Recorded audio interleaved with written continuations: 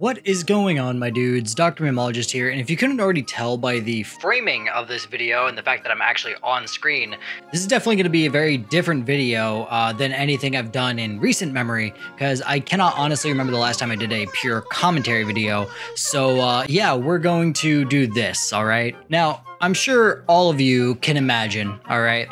Your boy has been a big COD fan, alright? Ever since 2011, which is the first time I actually played a COD pretty religiously. When I was a kid, I got a PS3 for Christmas, and with that PS3 came Modern Warfare 3, which was the first actual COD that I, physically owned, right? I played, LAN games of, Black Ops 2, Modern Warfare 2, or Black Ops 1 and Modern Warfare 2, but I never actually owned a COD because I was just a PS2 kid, right? So for the longest time, I just played PS2 games. Burn out revenge for the PS2. And then, once I got a PS3 and got COD, man, I was absolutely hooked, alright? And boy, did I jump on the bandwagon at the right fucking time, because you know what happened immediately after Modern Warfare 3?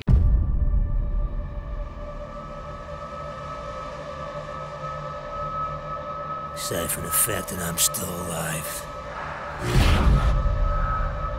none of this surprises me. We got the GOAT of Call of Duty games. We got Black Ops 2. And Black Ops 2 to me stands as the pinnacle of COD games. Now, people will often say that Modern Warfare 2 is the best game, Black Ops 2 is the best game. It's a very divisive thing. It's really subjective. But me personally, Black Ops 2 for me was one of the most fun games I ever got to play within the COD era. From the search and destroy lobbies, to the guns, to the maps, to the atmosphere, to the environment, to pretty much everything about that game just fit perfectly, you know? And ever since that game came out, no COD game has really been able to reach those sorts of heights again. Well, one did, but we'll talk about that one later, okay? COD has been in a weird spot where it's year after year trying to chase trends and trying to essentially copy what other successful games are doing. You had a game like Titanfall come out with the exosuit movement, and then COD quickly copied that with Black Ops 3 and pretty much everything within the futuristic era of games. You had Battlefield make a masterclass in World War I video games with Battlefield 1, and then the next year COD would quickly follow suit by dropping World War II, which was fucking horrible. Whether it be a lack of innovation or a lack of care for the casual player, a lot of people like myself who play COD games casually have really started to step away from Call of Duty, and it's a shame because at one point in time this game used to stand as one of the best military shooters that was somewhat arcadey and yet still somewhat gritty, if that kind of makes sense. And with the most recent release of Black Ops 6, it's still kind of more of the same shit. From the dumb Omni movement stuff, which on paper sounds cool, but in theory is just sweat Olympics, to the very goofy gun skins and character skins, all of this kind of ties into the biggest problem I think the Call of Duty franchise is facing at this time, and that is the lack of identity and the lack of immersion within these games. So sit back, relax, and let's dive into what I believe is the biggest issue with Call of Duty in the modern age.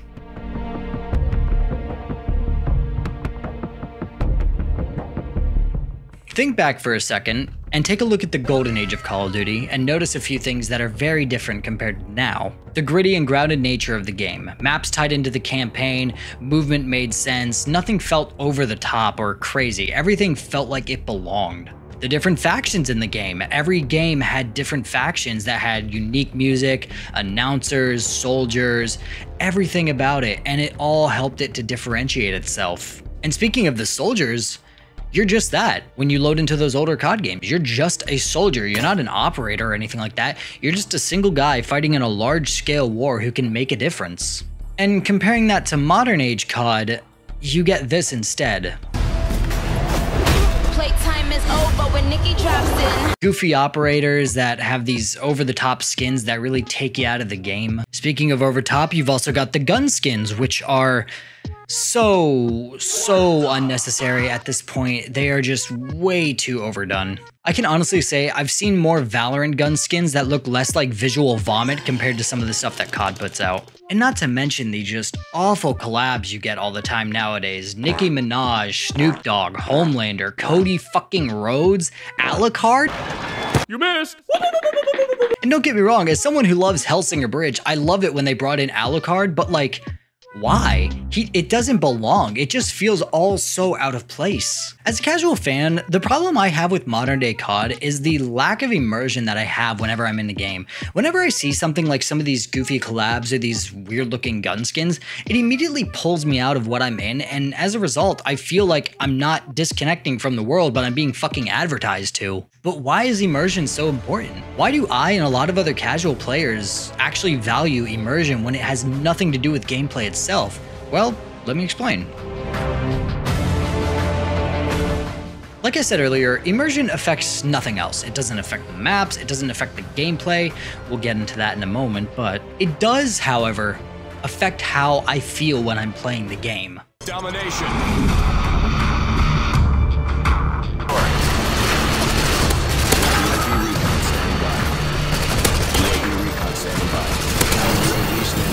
Recon standing by. UAV standing by. Predator missile ready for launch. Do you hear that? Do you feel it? One of the biggest things I think that newer CODs kind of miss out on is the immersion you get when you play these games. Because now it doesn't feel like a legitimate battlefield. I don't feel the stress or the pressure of wanting to win this fight for the greater cause of the war. I just feel disconnected from it. When you hear the panic in the announcers' voices when an AC-130 is above. Or when you're loading into a match and you hear those bad-ass fucking songs that you would hear every time you loaded into your faction. Team deathmatch.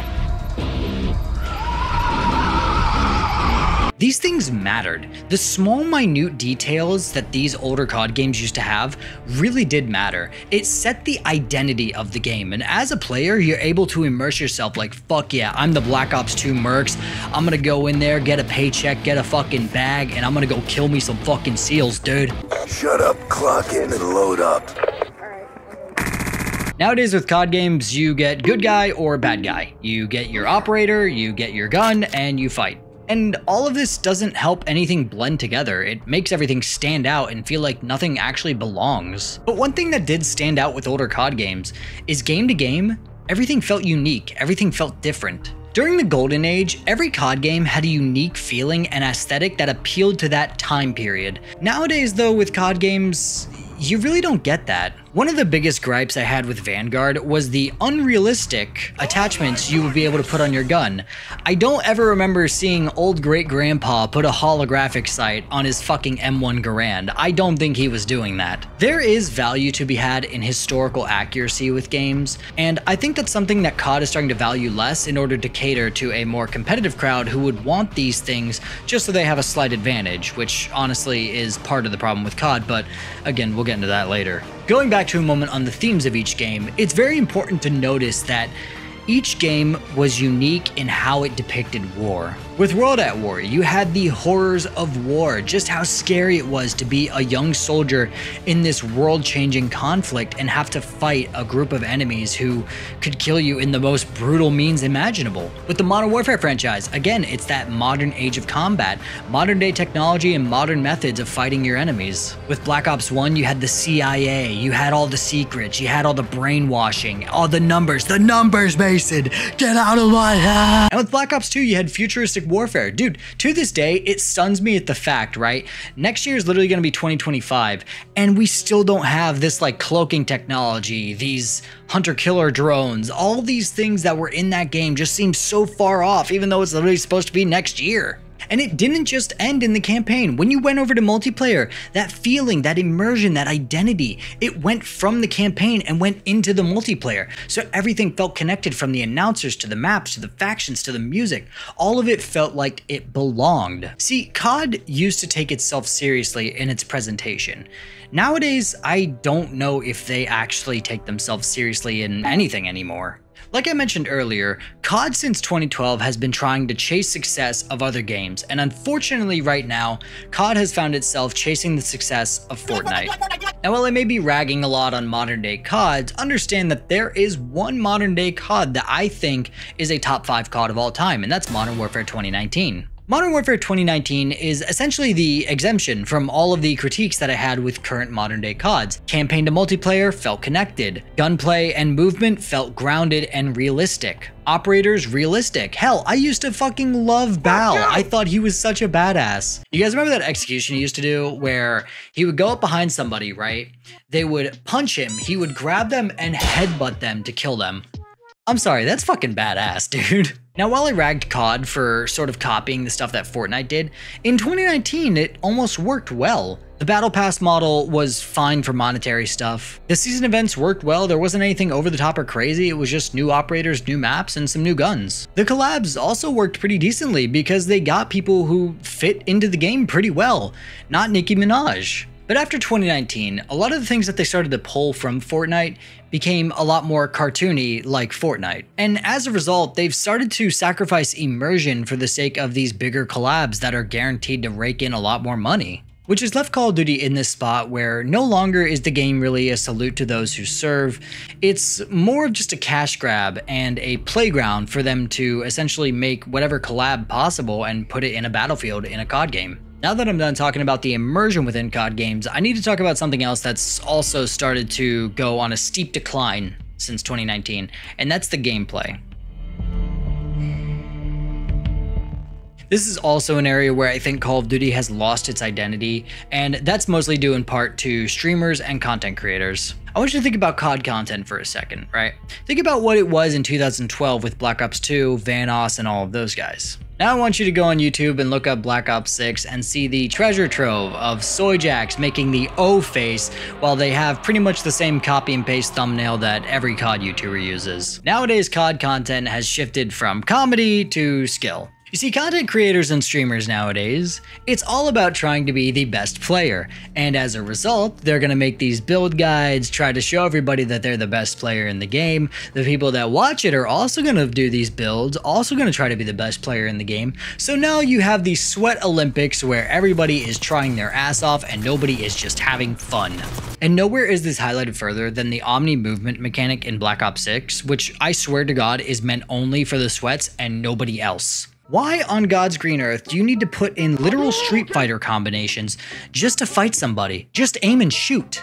Older Call of Duty games used to be about positioning and gunplay. You would stick to a lane that best suited the weapons that you used and try to outgun anybody who came up against you. It was as simple as that. But nowadays you've got all these movement nerds trying to out-movement you so that you dump your entire mag, and now that you're reloading, they can just mag dump you with a close-up gun that they got from some other content creator who made a fucking build guide. It's this change in ideology that has kind of led COD to be the way it is now, because let's be real, the devs listen to these fucking content creators. All of the movement changes, all of the gunplay changes, all of that came about from content creators bitching and moaning all the fucking time. Nowhere is this more evident than Modern Warfare 2019 to Modern Warfare 2. Activision took out slide canceling.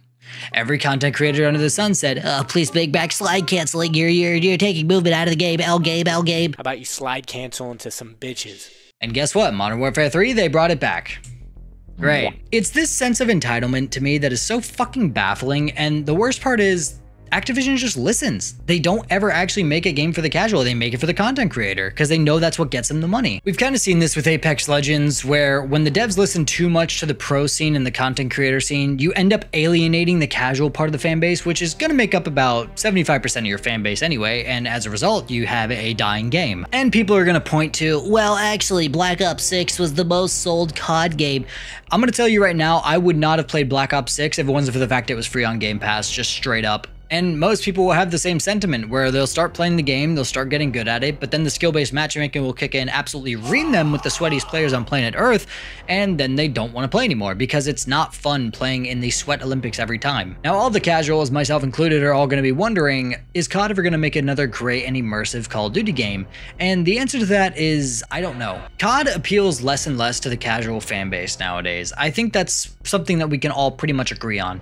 And if they continue to push away that casual fan base, then eventually they might not have much of a fan base at all. Or who knows, maybe you'll get the Madden effect where content creators and people will buy it all the time, nothing ever changes, and COD will make money in spite of themselves. Which is sad, because the big three of the shooters, Call of Duty, Battlefield, and Halo, have all shown that they can still make amazing games in the modern age. Well, Maybe not Halo, but as a COD fan, I just want to feel like I'm playing a military shooter and not a fucking competitive sport. This is why, to me, games like Helldiver, games like Insurgency Sandstorm stand out as some of my favorite games right now because they're all immersive, they're all grounded, and they're just fun. All of the complaints that I have really do come from a place of love for Call of Duty because Call of Duty for me was one of my favorite franchises as a kid growing up, and it's sad to see the state that it's in now, but maybe that's just a byproduct of getting old. As you get older, things change, nothing ever stays really the same, and the things that used to appeal to you don't anymore. Except for Yoruichi from Bleach, she will always appeal to me, ladies and gentlemen. But with all that being said, I hope you guys enjoyed this video. I know this was a very different video from what I usually do, and if you want to see more stuff like this where I kind of talk about and rant about video games, just let me know because this is actually a pretty interesting experience and I'd like to do more of these if I can. So let me know in the comments down below if you guys do want to see more of this, and if not, oh well, I've got other stuff in the works anyways. But with all that being said, my dudes, thank you so much for watching this video. I will see you all in the next stream, in the next video, whichever one happens first. Till then, later, dudes.